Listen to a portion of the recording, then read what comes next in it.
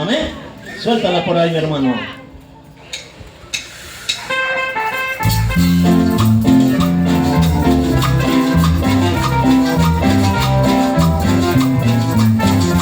Cristo vive, alábalo.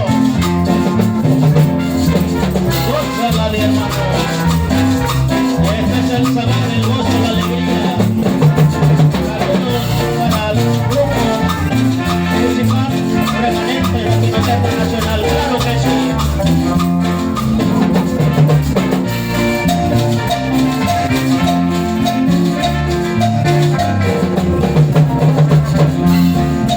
Hoy yo me siento alegre con Jesús, mi Salvador.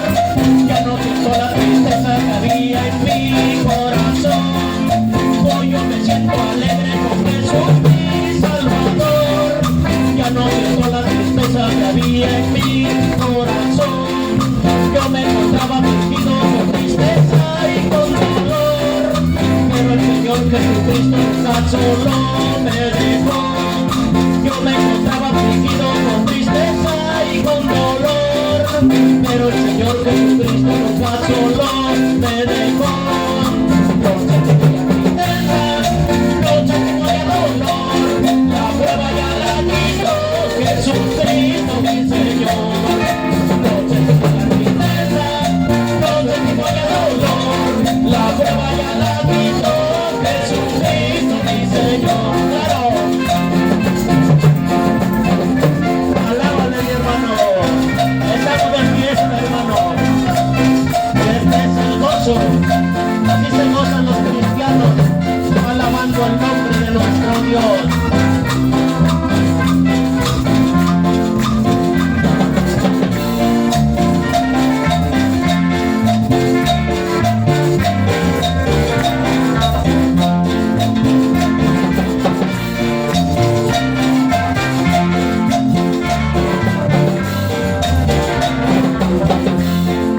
Juntos los dos con mi esposa orábamos al Señor, que quitará la tristeza que había en nuestro corazón.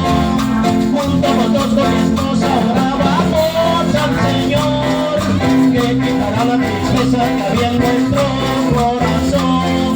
Yo me encontraba afligido con tristeza y con dolor, pero el Señor Jesucristo tan solo me dejó. Yo me encontraba afligido con tristeza y con dolor, pero el Señor Jesucristo tan solo me dejó.